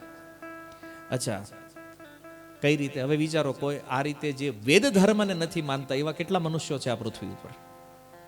હવે એવા કોઈ પરિવારમાં જન્મ થયો એટલે રાઉન્ડ ફેલ. સનાતન હિન્દુ પરિવારમાં જન્મ થયો છે, આ સૌથી મોટું સૌભાગ્ય છે. અને એમાં જો મોતી પોરવી લીધું તો ગયું, નકર બીજા ચમકારાની વાટે રહેવું પડે. એમ આ જીવન જે છે, મનુષ્ય બન્યા છીએ, જો ભજન કરીને મુક્ત થઈ ગયા તો ઠીક છે, નહીતર ફરીથી પાછો મનુષ્ય દેહ ક્યારે મળે એના વેઇટિંગમાં રહેવું પડે. એક નાની એવી લાઈન, ગુજરાતની એક અભણ ભક્ત છે આ ગંગા સતી, પણ જો એક લાઈનમાં એણે ભાગવતનો સાર આપી દીધો છે. આ ભજનો છે આપણે ગાયા, બહુ સમજ્યા નથી આપણે.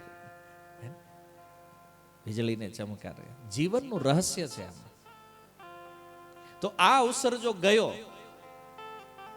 તો ફરી પછી બહુ વાર લાગે છે. એટલા માટે સાવધાન રહેવું જોઈએ. સંસાર જે છે ને, એ તો એટ્રેક્ટ કરે છે આપણને એની બાજુ. અહીંથી બહાર નીકળવી, મોટા મોટા શોપિંગ મોલ ને મોટી મોટી દુકાનો ને મોટા મોટા શોરૂમ ને આ બધું જોવી તો એમ લાગે જીવન આ છે. રિયાલિટી શું છે ખબર? એ કાંઈ નથી. સુખ એમાં નથી જેમાં આપણે ગોતીએ છીએ. આપણને એવું લાગે કોઈ વસ્તુ સુખી કરશે. વસ્તુનું સુખ કેટલા દિવસ ટકે? તમે નવો મોબાઈલ લાવો, કેટલા દી સારો લાગે? 2 દિવસ ખાલી. કોઈ કપડા નવા લાવો, કેટલા દી એનું સુખ રહે? 2 દિવસ. પછી 1 વર્ષ થાય ત્યારે તો એને આપણે ફેંકવાની તૈયારી કરતા હોય. જે કપડાં પહેલા કોઈને પહેરવા ન દેતા હોઈએ આપણે, એ વર્ષ જાય ત્યારે આપણે જ એને જોવા માંગતા નથી.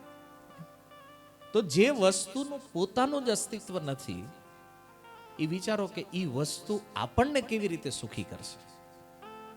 સુખ એમાં નથી વસ્તુમાં, છતાં દુનિયા ભ્રમમાં છે કે અમને ગાડીઓ મળશે, મોબાઈલ મળશે, કપડાં મળશે, બંગલાઓ મળશે, તો આમાં સુખ છે.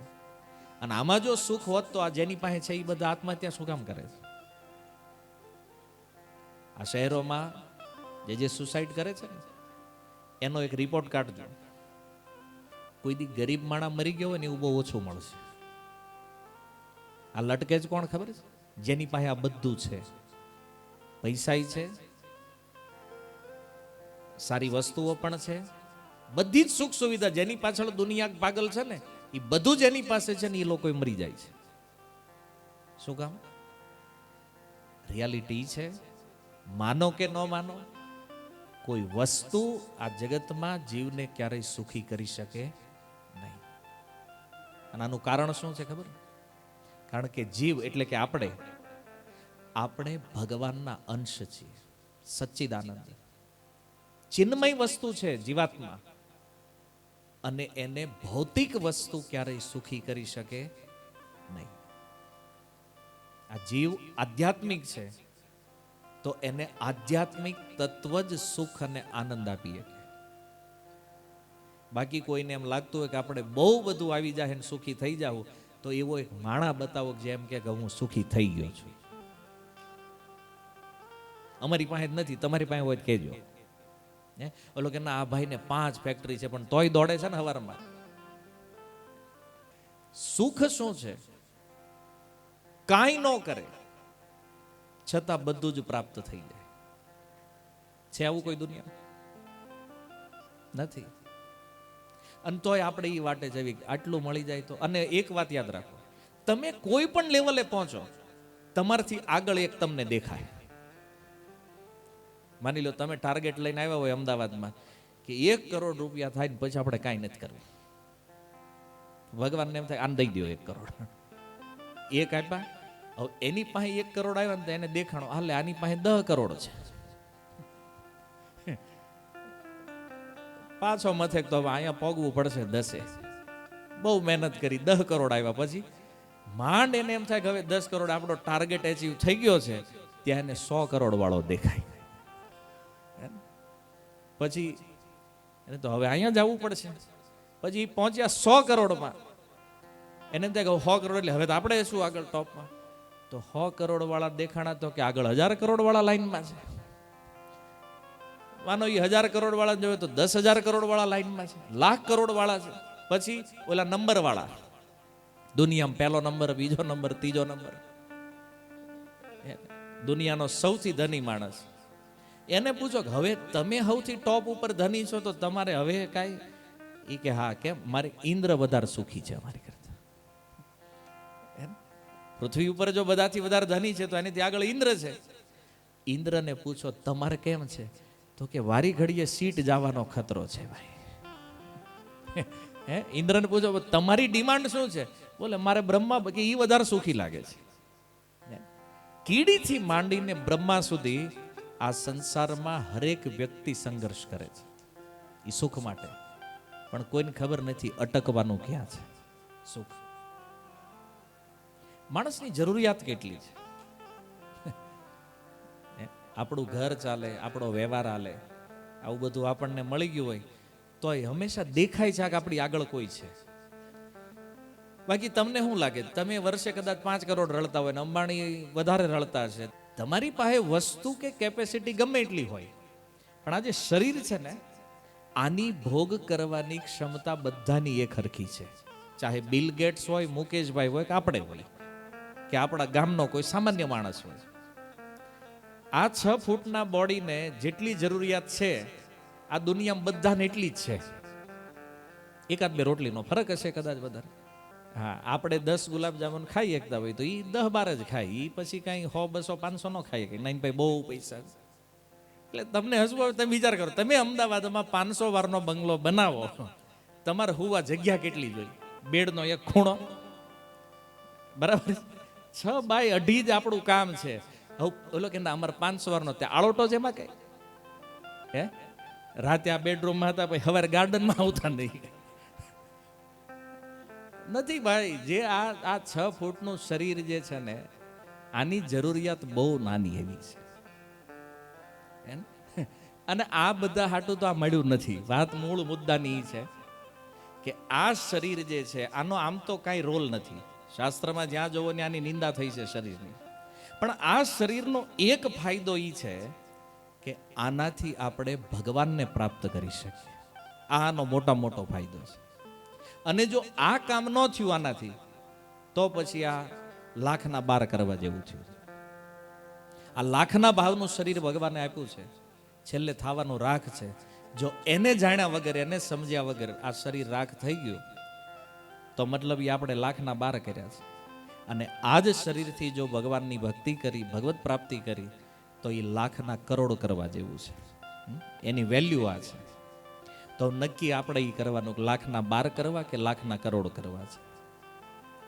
અચ્છા, સારરૂપ વાત છે ભજન કરવું જોઈએ, એ આપણે સમજ્યા એટલું. અચ્છા, ભજન છે શું? ભક્તિ કહેવાય કોને? આજ તમે જો તો બધા લોકો એવું કહે છે ભજન કરો, ભક્તિ કરો, પણ કરવાનું શું એમાં? સાધનો તો 1000 બતાવ્યા છે શાસ્ત્રોમાં, પણ ભાગવતને પૂર્ણ કરતા શ્રી સુખદેવજી કહે છે કે પરીક્ષિત, કૃતે યધ્યાયતો વિષ્ણુ. કૃતયુગ 12 સ્કંદના 3જા અધ્યાયનો અંતિમ શ્લોક છે ભાગવત. કૃતે યધ્યાયતો વિષ્ણુ.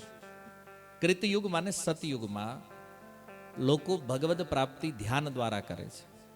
કૃતે યધ્યાયતો વિષ્ણુ ત્રેતાયામ યજતો મખે. ત્રેતાયુગમાં ભગવદ પ્રાપ્તિનું સાધન હતું મખ માને યજ્ઞ. અશ્વમેધ, વાજપેયી આ બધા યજ્ઞો થતા.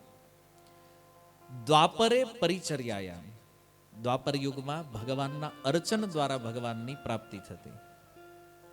અને કલો તદ હરિકીર્તનાદ, કળયુગની અંદર ભગવાનની પ્રાપ્તિનું સાધન એકમાત્ર ભગવાનનું નામ સંકીર્તન છે.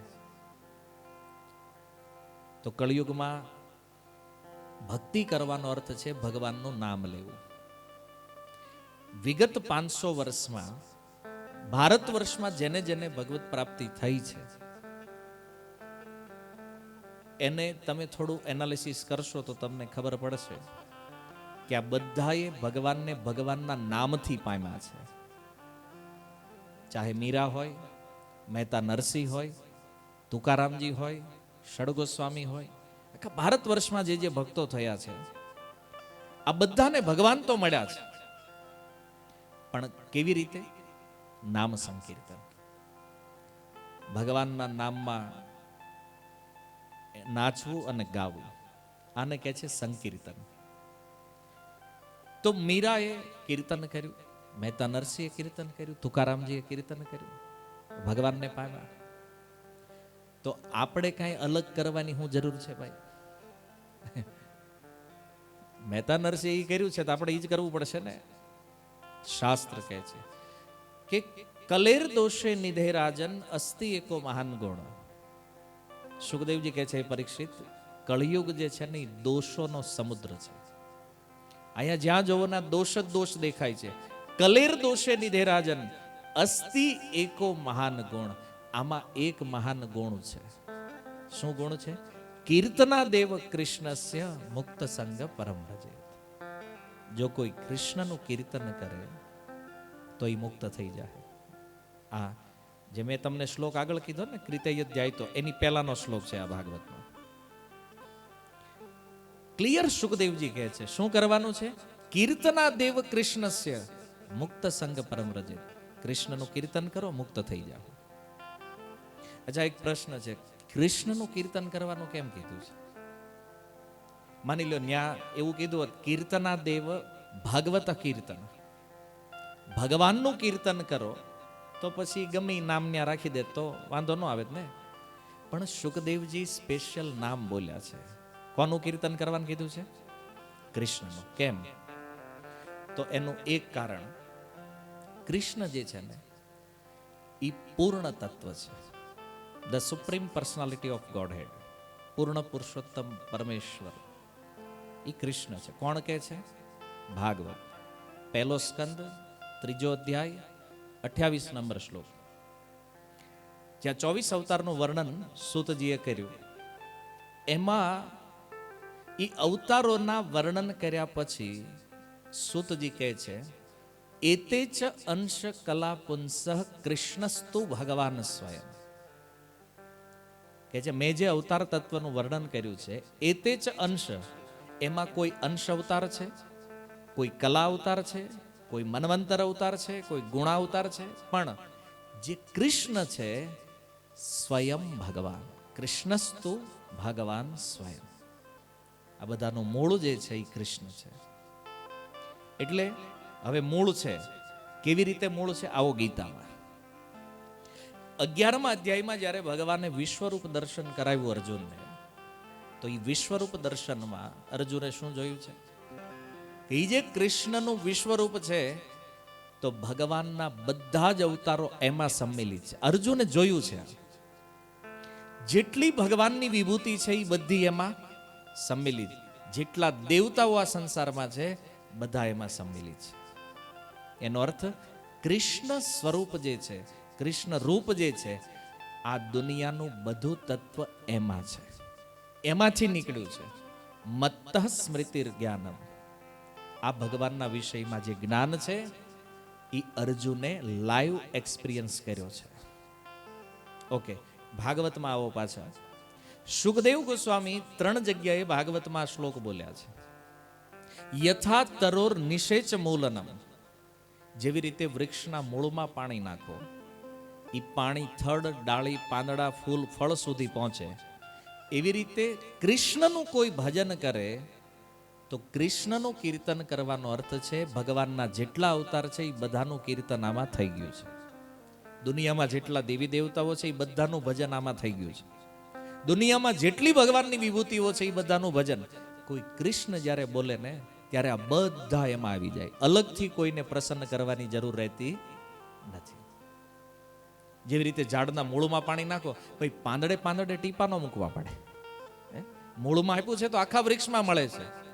એમ કૃષ્ણને કોઈ ભજન કરે તો આ સંસારમાં બધા દેવી દેવતા, બધા અવતારો, બધી વિભૂતિ પ્રસન્ન થઈ જાય. એટલા માટે સુખદેવજી આયા કૃષ્ણ શબ્દ પ્રયોગ કર્યો છે. કૃષ્ણનું કીર્તન કરવું જોઈએ. અને કેવલ શબ્દ પ્રયોગ નથી, આને પ્રેક્ટિકલ મહાભારતમાં કૃષ્ણે કરીને બતાવ્યું. દ્રૌપદીના એ પાત્રમાંથી એક કણ સ્વીકાર કર્યો, મુખમાં મૂક્યો, આખા અનંત બ્રહ્માંડને સંતુષ્ટ કરી દીધું ભગવાને. આજકાલ ભારતમાં ઘણા ભગવાન છે, તો એની પરીક્ષા કરવી કરવાની, એક ચોખાનો દાણો આપીને કહેવાનું બધાને ભૂખ જે છે ને બધાની મિટાવી દો. એની નહીં મટે એક દાણામાં, બીજાની તો છોડો. જેવું આ શાસ્ત્ર છે, આ ભગવાનના વિષયમાં તત્વ શાસ્ત્રોમાં વર્ણિત છે, છતાં આપણે કોઈ પણ આલતુ ફાલતુને ભગવાન માનવા માંડ્યા છે. આ દુનિયામાં કોઈ આવીને કે હું ભગવાન છું, પાછા માનવાય માંડીએ. ભગવાન કોણ છે, એના શું લક્ષણ છે, શાસ્ત્ર કહે છે. કૃષ્ણએ એક કણમાં આખા વિશ્વને ભોજન કરાવી દીધું. આજકાલ જે કહેતા હોય એમ ભગવાન છે એને કહો તો એને કઈ જરાક ટ્રાય કરો તો.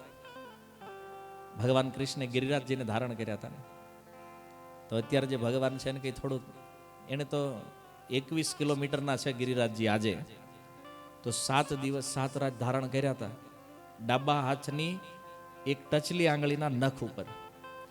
તો અત્યારે જે ભગવાન હોવાનો દાવો કરે એને કઈ તેમ ખાલી 7 મણ ધારણ કરો, 7 કલાક, 7 દી નથી રાખવા આપણે. કોઈના કહેવાથી કોઈ ભગવાન બનતું નથી. પણ જો અજ્ઞાન જ્યારે હોય ને ત્યારે લોકો મનુષ્યને પણ ભગવાન માનવા લાગે. જીવ જીવ છે, ભગવાન ભગવાન છે. જીવ કોઈ દિવસ ભગવાન થઈ શકે નહીં. છતાં દુનિયામાં લોકો કહે બહુ ભક્તિ કરો, બહુ સાધના કરો, એક દી તમે ભગવાન થઈ જાઓ. આ કોઈ ચૂંટણી છે? કહેવાલો આટલા ટાઈમ સુધી કૃષ્ણ ભગવાન, હવે તમે હટાવો, અમારો વારો આવવા દો. હવે તત્વ જીવ જીવ તત્વ છે, ભગવાન ભગવાન છે. જીવ કોઈ દિવસ ભગવાન થઈ શકે નહીં, આ સિદ્ધાંત છે. એટલા માટે સુખદેવજી કહે છે જો મુક્ત થવું છે, કીર્તના દેવ કૃષ્ણસ્ય મુક્ત સંગ પરમ રજે, તો કૃષ્ણનું કીર્તન કરો અને આ સંસારથી મુક્ત થશો. તો આ જીવનનો લાભ છે. અંતે સુખદેવજીનું આ વચન, ભાગવતનો અંતિમ શ્લોક જે છે, હવે તો નામ સંકીર્તનમ યસ્ય સર્વ પાપ પ્રણાશનમ. જો કોઈ વ્યક્તિ ભગવાનના નામ કીર્તનનો આશ્રય લે છે, નામ સંકીર્તનનો, બધા પાપથી, બધા દુઃખોથી મુક્ત થઈ જાય છે. પ્રણામો દુઃખ શમન તમ નમામી હરિમ પરમ. અને બધી જ વિપત્તિઓમાંથી એની રક્ષા થાય. તો કળિયુગની અંદર આપણી રક્ષા કરી શકે એવું બ્રહ્માસ્ત્ર જે છે એ હરિનામ છે. પણ એક અંતિમ વાત આપણે લઈએ કે ભગવાનના નામય કેટલા છે, આમાં કયું લેવું? હરિ તારા નામ છે 1000, કયા નામે લખવું? ગમે નામે લખો પોગી જાય, પણ કયા નામે લખવું એમ કરીને ઊભા ન રહી જતા. કારણ કે ભગવાનના બધા નામ સમાન છે. કોઈ રામ કહે છે, કોઈ કૃષ્ણ કહે છે, ગોવિંદ, નારાયણ, હરિ, બધા ભગવાનના નામ છે. બધા નામની અંદર સમાન શક્તિ છે. પણ શાસ્ત્ર કલિસંતરણ ઉપનિષદ, યજુર્વેદનો જે ભાગ છે કલિસંતરણ ઉપનિષદ, એ કહે છે હરે કૃષ્ણ કૃષ્ણ કૃષ્ણ હરે હરે, હરે રામ રામ રામ હરે હરે, ઇતિ ષોડશટકમ નામ કલો કલ્મશ નાશનમ. બ્રહ્માજી નારદજીને કહી રહ્યા છે કે આ 16 શબ્દનો જે મહામંત્ર છે, કળિયુગમાં જેણે મુક્ત થવું છે એને આ મહામંત્ર જપ કરવો જોઈએ. આજકાલ એવી ફેશન છે દુનિયામાં કે જે મંત્રને જપતા હોય ને એની આગળ મહામંત્ર છાપી દે, આ મહામંત્ર છે. મહામંત્ર દુનિયામાં એક જ છે અને એ હરે કૃષ્ણ મહામંત્ર છે. કેમ? આ વેદ પ્રમાણ છે. વેદોમાં કલિસંતરણ ઉપનિષદમાં આ એક મંત્રને મહામંત્ર કીધું છે. બીજો કોઈ મહામંત્ર નથી દુનિયામાં. અને કોઈ કહે છે કે આ મહામંત્ર છે તો એ બેવકૂફ બનાવી રહ્યા છે, યા તો તમે બની રહ્યા છો. અને કહેતા હોય તેને કંઈ આપો પ્રમાણ, ક્યાં લખ્યું છે આ મહામંત્ર છે? તો આ જે મહામંત્ર છે 16 શબ્દ, કોઈ પણ જીવને મુક્ત થવાની ઈચ્છા હોય એણે આ કીર્તન કરવું જોઈએ. ચાહે કોઈ પણ સંપ્રદાયને માનતા હોય, ચાહે આપણી શ્રદ્ધા કાંઈ હોય, આપણો મત ક્યાંય પણ હોય, પણ આ શાસ્ત્ર નિર્ણય છે કે જો મુક્ત થવું છે તો કૃષ્ણ કીર્તન કરો. આજ વાત ગોસ્વામી તુલસીદાસજીએ કીધી માનસની અંદર. ચારો જુગ ચહુ નામ પ્રભાવ, કલી વિશેષ નહીં આનો ભાવ. આ કળયુગમાં નામની મહિમા વિશેષ છે, પણ અન્ય યુગોમાં પણ નામની તો મહિમા છે. ચારો યુગ, ચારે યુગમાં નામની મહિમા છે, પણ કળયુગમાં વિશેષ. કળયુગમાં મુક્ત થવા માટે નામથી વધારે બીજો કોઈ ઉપાય નથી. કલી વિશેષ નહીં આનો ભાવ. તુલસીદાસજીએ ક્લિયર કટ કર્યું છે. અને એક પ્રચલિત ચોપાઈ છે, સ્વામીજીની નથી આ, પણ લોકો કહે છે કલયુગ કેવલ નામ આધારા, સોમેરી સોમેરી ઉતરહી ભવ પારા. કળયુગમાં કેવલ નામનો આધાર છે. જો આના શાસ્ત્ર પ્રમાણ પણ છે ને પ્રેક્ટિકલ પણ છે. હવે આનાથી વિશેષ તો કોઈ વાત કહેવા જેવી છે નહીં. કોઈને હરે કૃષ્ણ મહામંત્ર કેમ? તો ભગવત પ્રેમને પ્રાપ્ત કરવા માટે આ મંત્ર છે. વેદ નિર્દેશ કરે છે. તો સાંપ્રદાયિક વાતોથી બહાર નીકળી અને થોડો વિચાર કરો કે વાસ્તવમાં જીવના કલ્યાણ માટેનો ઉપાય શાસ્ત્રમાં છે શું? તો હરે કૃષ્ણ મહામંત્ર છે. તો આનું કીર્તન એ પ્રત્યેક વ્યક્તિઓનું કલ્યાણ કરવા વાળું છે. નામ સિવાય બીજું આપણીથી કાંઈ થાય એમ નથી. મોટી વાત તો એ છે. કદાચ કોઈને એમ હાલો આપણે બીજું કાંઈ કરવી, બીજું શું કરો? હું તમને કહું હાલો હજી 1 કલાક આપણે સત્સંગ આંકવાનો છે, તો તમે તો આંટો મારતા આવીએ કે પગ થોડા ફ્રી થઈ જાય. હવે આપણી બેહવાની કેપેસિટી નથી. તપ શું કરવી આપણે કયો થાય? એટલે સાધનોમાં કોઈ ફોલ્ટ નથી. ભાઈ કોઈ કે ના અમે યજ્ઞ કરશું. હવે યજ્ઞમાં તો પેલા સામગ્રીની પ્યોરિટી ક્યાંથી? કારણ ઘી જ મિક્સિંગ વાળું થઈ ગયું. જેની આહુતિ આપશો સ્વાહા, એ ઘી જ પ્યોર નથી. હે ને? તો યજ્ઞ કેવી રીતે થવાના છે? ન બ્રાહ્મણ પ્યોર મળે છે અત્યારે. કોઈ કે નહીં અમે ધ્યાન કરશું, એમાં તો બધાને ખબર છે આપણે હાલવી એમ જ નથી. આંખ બંધ કરી નથી ને હું યાદ આવે છે આપણને. અને બિચારા જેને લેણું માથે હોય ને એને તો ઉઘરાણી વાળા જ દેખાય. હા 50 લાખ કોકને દેવાના હોય ને કે તું ધ્યાન કરે તો થોડી બિચારો કરીએ કે કેમ બંધ કરે તો ઓલો દેખાય અમે લાવો. ઉઘરાણી આવે ને. હવે નથી કેપેસિટી કળયુગમાં શરીરોની તપસ્યા કરવાની, યજ્ઞ કરવાની, ધ્યાન કરવાની. કળયુગમાં આ સરળ વસ્તુ છે એ હરિનામ છે. ચૈતન્ય મહાપ્રભુ કહે છે સ્તત્રાર્પિતા નિયમિત સ્મરણેન કાલ. આના માટે કોઈ નિયમ નથી, કોઈ ટાઈમની પાબંદી નથી. તમે જ્યારે ચાહો, જે અવસ્થામાં ચાહો ભગવાનનું નામ લઈએ. કોઈ નિયમ નથી. સ્તત્રાર્પિતા નિયમિત સ્મરણેન કાલ. ન આને સ્મરણ કરવા માટે કોઈ કાળ, મતલબ સમયની કોઈ મર્યાદા નથી કે ભાઈ સવારે જ નામ લેવાય, બપોર નો લેવાય, સાંજે નો લેવાય. 24 કલાકમાં એની ટાઈમ જ્યારે પણ ચાહો ભગવાનનું સ્મરણ કરીએ, જ્યારે પણ ચાહો હરિનામ કરીએ. વિચાર કરો આનાથી વધારે સુવિધા બીજી શું હોય? આટલું જ કરીએ કે ખાલી બોલવાનું છે નામ મુખેથી આપણે. હરે કૃષ્ણ કૃષ્ણ કૃષ્ણ હરે હરે, હરે રામ રામ રામ હરે હરે. તો આખો દી કેટલું બોલી નાખ્યું બીજું, તો આ બોલવામાં શું વાંધો છે?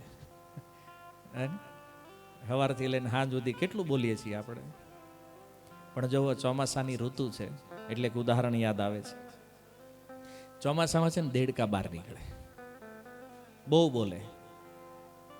સાપને ખબર ન હોય દેડકો છે ક્યાં, પણ એ બોલે ને એટલે સાપને ખબર પડે કે અહીંયા છે, અને પછી એને પકડે, શિકાર કરે. કહેવાનો અર્થ એ છે કે સંસારમાં જેટલું ફાલતું બોલશો ને એટલું કાળને નિમંત્રણ આપશો આપણી બાજુ આવવા માટે, અને જો કૃષ્ણના વિષયમાં બોલશો એટલા કાળથી દૂર જશો. તો સમય ક્યાં આપવો છે એ આપણે વિચારવાનું છે. કાળને ખબર નથી આપણે ક્યાં બેઠા છીએ, પણ આપણો આ ફાલતુ બકવાસ એ કાળને નિમંત્રણ આપે છે. જેમ દેડકો ક્યાં છે સાપને થોડી ખબર છે, પણ એ ડ્રાઉ ડ્રાઉ કરે તો સાપને ખબર પડે કે અહીં છે. એમ કાળને નિમંત્રણ આપવું છે કે કૃષ્ણને? Choice is your. તમે કોને બોલાવવા માંગો છો? જો કાળને બોલાવવા છે તો પંચાયત કરો, કૃષ્ણને બોલાવો હોય તો હરિનામ કરો. હરે કૃષ્ણ કૃષ્ણ કૃષ્ણ હરે હરે, હરે રામ રામ રામ હરે હરે. શીલ પ્રભુપાદ કી